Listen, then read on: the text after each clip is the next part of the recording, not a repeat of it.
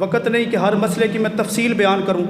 اس میں چند غلط فہمیاں بھی ہیں قربانی کے حوالے سے، جو ہمارے معاشرے میں غلط فہمیاں پائی جاتی ہیں، ساتھ چند مسائل بھی ہیں۔ پہلی بات یہ ہے کہ قربانی کس پہ واجب ہے؟ جس بندے کے پاس سونا، چاندی، پیسے، مال تجارت، ضرورت سے زائد سامان، ان سب کو ملا کے 72,000 روپیہ بنتا ہے نا، ضرورت سے زائد 72,000 ہے، تو اس بندے پہ قربانی واجب ہے۔ 2021 کا میں یہ ریٹ بتا رہا ہوں آپ کو چاندی کا، 52.5 تولے چاندی کی قیمت ان دنوں بالخصوص جو سیالکوٹ میں ہے وہ تقریباً 72,000 سے چند روپے اوپر ہیں۔ تو اس لیے آپ اس سال 72,000 کو صرف ذہن میں رکھیں۔ ہر بندہ اپنا حساب الگ کرے گا، باپ الگ کرے گا، بیوی الگ کرے گی، شوہر الگ کرے گا، بہنیں الگ کریں گی، بھائی الگ کریں گے۔ تو یہ سارے بندے جو بالغ ہیں سارے اپنا اپنا حساب کر لیں، کیا ان کے پاس ضرورت سے زائد اتنے پیسے ہیں؟ اگر ہیں تو ان پہ قربانی واجب ہے۔ سونا چاندی چونکہ مرد پہ حرام ہے، یہ عموماً عورتوں کے پاس ہوتا ہے، تو ایک غلط فہمی ان کے لیے بھی ہے، وہ سمجھتے ہیں کہ شاید جو سونا استعمال کرتے ہیں اس پہ زکوٰۃ نہیں ہے۔ سونا چاہے آپ استعمال کریں یا نہ کریں، بینک میں رکھیں ایسے ہی پڑا ہے یا استعمال ہو رہا ہے، ہر حال میں اس پہ زکوٰۃ بھی بنتی ہے، اس پہ قربانی بھی بنتی ہے۔ ایک غلط فہمی یہ سمجھتے ہیں کہ شاید 7.5 تولے پورا ہوگا پھر ہی قربانی ہوگی، تو یہ غلط فہمی بھی دور کر لیں۔ اگر کسی کے پاس 1 تولہ سونا ہے اس پہ بھی قربانی واجب ہے۔ کیوں؟ اس لیے کہ اس کی قیمت 1 لاکھ سے زیادہ بنتی ہے۔ اسی طرح ایک اور مسئلہ ہے بال اور ناخن کاٹنے نہ کاٹنے کا۔ جس نے قربانی کرنی ہے وہ بھی، جس نے قربانی نہیں کرنی وہ بھی، سب کے لیے مستحب ہے، افضل ہے، کوئی فرض نہیں ہے، کوئی واجب نہیں ہے۔ بہتر ہے کہ چاند نظر آنے سے لے کر جنہوں نے قربانی کرنی ہے وہ قربانی کرنے تک، اور جس نے قربانی نہیں کرنی وہ عید کی نماز تک بال اور ناخن نہ کاٹے۔ اللہ تعالیٰ اس کی برکت سے، اس عمل کی وجہ سے اسے قربانی کا ثواب عطا فرما دے گا۔ وہ بے نیاز ذات ہے، اگر 70,000 کا بکرا لے کے آپ قربانی کریں تو آپ کو 1 بکرے کا ثواب دے گا، تو وہ چاہے تو بغیر پیسوں کے بھی آپ کو قربانی کا ثواب عطا فرما سکتا ہے۔ تو یہ حدیث پاک ہے، اس کا مضمون ہے، اگر آپ اس پہ عمل کریں گے آپ کو 1 قربانی کا ثواب عطا فرمائے گا۔ کچھ لوگ سمجھتے ہیں کہ شاید جو پہلی قربانی ہے وہ ماں باپ کی طرف سے کرنی ہے، یہ غلط فہمی دور کریں۔ ماں باپ اپنا حساب الگ کریں، اولاد اپنا حساب الگ کرے۔ اسی طرح ایک اور غلط فہمی ہے، کچھ لوگ سمجھتے ہیں ایک قربانی اپنی طرف سے کرتے ہیں، اگلے سال بیوی کی طرف سے، اگلے سال نمبر لگے ہوئے ہیں تو ہر سال نمبر تبدیل ہوتا ہے، تو یہ بات بھی غلط ہے۔ ہر سال ہر بندے نے اپنا حساب کرنا ہے، ہر سال جس پہ قربانی بنے گی اسے قربانی کرنی پڑے گی۔ ایک غلط فہمی یہ ہے کہ کچھ لوگ سمجھتے ہیں کہ شاید زندگی میں 7 قربانیاں کرنی ہوتی ہیں، اس کے بعد بندہ بری ذمہ ہے، یہ بھی غلط فہمی ہے۔ ہر سال حساب کریں، ساری زندگی بنتی رہے گی، ساری زندگی کرنی پڑے گی، جس سال نہیں بنے گی اس سال آپ کو نہیں کرنی پڑے گی، یہ غلط فہمی ہے۔ ایک چیز یہ ہے، لوگ اپنی قربانی نہیں کرتے، اپنے مرحوم باپ کی طرف سے یا ماں کی طرف سے کر لیتے ہیں، اس کا تو ثواب ہوگا، لیکن آپ کا جو اپنا واجب رہ گیا ہے اس کی کمی تو پوری نہیں ہوگی نا۔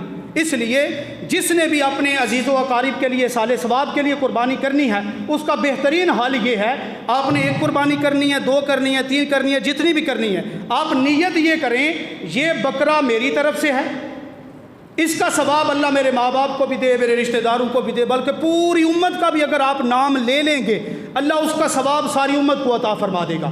تو اللہ کی رحمتوں میں کمی نہیں ہے۔ صرف باپ کو ذکر نہ کیا کریں، صرف ماں کے نام کی نہیں، پوری امت کا ذکر کر لیا کریں، اللہ تعالیٰ ساری امت کو ثواب عطا فرمائیں گے۔ ایک غلط فہمی یہ ہے کہ لوگ سمجھتے ہیں شاید قرض دار پہ قربانی نہیں ہے۔ قرض دار ہونا کوئی مسئلہ نہیں ہے، بات وہی ہے، آپ حساب کر لیں آپ کے پاس کتنے پیسے ہیں، پھر آپ دیکھیں آپ کے اوپر کتنا قرضہ ہے، آپ قرضہ نکال لیں۔ آپ کے پاس 5 لاکھ روپیہ ہے، قرضہ 2 لاکھ ہے، آپ 5 لاکھ سے 2 لاکھ نکالیں، 3 لاکھ بچا تو 3 لاکھ پہ قربانی تو واجب ہے کہ نہیں؟ اس لیے قرض معیار نہیں ہے، قرض آپ نکال کے دیکھیں کہ کیا قرض نکالنے کے بعد آپ کے پاس 72,000 روپیہ بنتا ہے تو آپ پہ قربانی واجب ہوگی۔ 2021 کا میں یہ ریٹ بتا رہا ہوں آپ کو چاندی کا، 52.5 تولے چاندی سیالکوٹ میں 72,000 روپے کی ہے۔ عقیقہ بھی کر سکتے ہیں، جس نے بڑا جانور قربانی کرنی ہے اس میں حصہ عقیقے کا بھی شامل کیا جا سکتا ہے۔ یہ غلط فہمی ہے کہ 2 جانیں ہونی چاہیے، یہ خیر کسی اور مکتبہ فکر کا مسئلہ ہے۔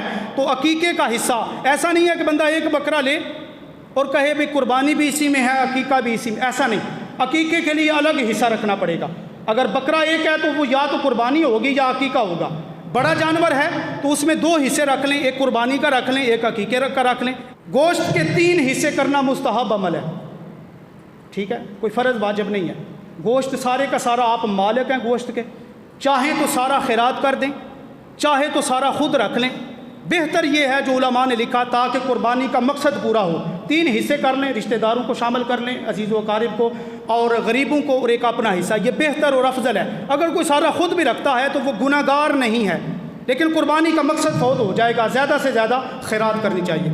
کہتے ہیں شاید محرم سے پہلے ختم کرنا ہے، یہ بھی ایک غلط فہمی ہے۔ قربانی کا گوشت ایسا بھی کوئی مسئلہ نہیں۔ آخری 2-3 مسئلے، بعض سمجھتے ہیں کہ 2 اگر دانت جانور کے نہ نکلے ہوں تو پھر قربانی نہیں۔ دانت ہونا ضروری نہیں ہے، عمر ان کی پوری ہونا یہ ضروری ہے۔ بعض اوقات عمر پوری ہوتی ہے لیکن ان کے دانت نہیں نکلتے، تو دوندا ہونا کوئی ضروری نہیں ہے۔ اگر آپ کے گھر کا جانور ہے، آپ کو پتہ ہے اس کی 1 سال عمر، بکرے کی عمر 1 سال، گائے کی عمر 2 سال، اونٹ کی عمر 5 سال، تو یہ آپ جو ہے وہ عمریں پوری کر لیں۔ اگر تو ان کی عمر پوری ہے تو اس طرح پھر جو ہے وہ دانت نہ بھی ہوں تو قربانی ہو جائے گی۔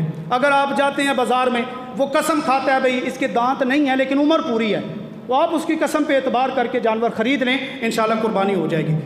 جانور ذبح کرتے وقت چھری پہ ہاتھ رکھتے ہیں، جی اس کے نام کیا، یہ ذرا ہاتھ لگائیں جی چھری کو، جی آپ لگائیں، یہ طریقہ غلط ہے، ٹھیک ہے کہ نہیں؟ تو یہ اس کی کوئی اصل نہیں ہے۔ ہاں یہ ہے، اس کا طریقہ یہ ہے جب جانور ذبح کر رہے ہوں اس وقت اگر کسی نے ہاتھ رکھنا ہے تو کسائی کے ہاتھ پہ ہاتھ رکھ لے، اس کے ساتھ ساتھ ذبح کرے، لیکن اس میں ضروری ہے جس بندے نے ہاتھ رکھنا ہے اس نے تکبیر پڑھنی ہے۔ اگر ایک بندے نے بھی تکبیر نہ پڑھی تو پھر وہ مردار ہو جائے گا، وہ جانور حرام ہو جائے گا، وہ آپ نہیں کھا سکتے۔ بہتر ہے کوئی بندہ بھی ہاتھ نہ لگائے، بس نیت کر لیں کہ حصہ اس کا ہے، ایک اس کا ہے، اس کی نیت کافی ہے، ہاتھ لگانا ضروری نہیں ہے۔ رات کے وقت بھی ذبح کر سکتے ہیں، ہمارے معاشرے میں اس کو معیوب سمجھا جاتا ہے۔ پہلا دور تھا، اتنا لائٹ کا اہتمام نہیں ہوتا تھا، اس وقت فقہاء نے کہا کہ مکروہ ہے، بہتر نہیں ہے دن کے وقت کرو تاکہ جانور کو تکلیف نہ ہو۔ اب جدید دور ہے، لائٹ کا اچھا خاصا انتظام ہوتا ہے، اگر کوئی بندہ رات کو بھی قربانی کرنا چاہتا ہے تو بلا کراہت قربانی جائز ہے، ذرہ برابر بھی آپ کی قربانی میں کوئی فرق نہیں آئے گا۔ ذات کو آپ گوشت کر لیں، قربانی کر لیں، ختم، بے شک آپ اگلے دن جو ہے وہ دلا دیں، تو رات کو قربانی کرنا بھی بالکل جائز اور درست ہے۔ عید والے دن یہ جو روزے کا نام دے دیتے ہیں یہ بھی غلط ہے۔ یہ کون سا روزہ ہے جو آپ صبح رکھیں اور دوپہر کو آپ کھول لیں؟ یہ کوئی چڑی روزہ ہے، وہ بچوں والا سارا دن کھاتے رہتے ہیں، پھر بھی کہتے ہیں جی ہمارا روزہ ہے، تو اس کو روزے کا نام نہیں دینا چاہیے۔ اور عید والے دن کا روزہ رکھنا ہی حرام ہے، عید کا تو آپ روزہ رکھ ہی نہیں سکتے، تو عید والے دن کو یہ روزے کا نام دینا، یہ سنت ہے کہ حضور علیہ الصلوۃ والسلام عید والے دن سب سے پہلا کھانا اپنی قربانی کے گوشت سے کھاتے تھے، تو یہ سنت ہے، اس کو آپ سنت کہا کریں۔ اور بھی مسئلے ہیں اگلے جمعے انشاءاللہ عرض کریں گے۔ اللہ عمل کی توفیق عطا فرمائے۔ وما علینا الا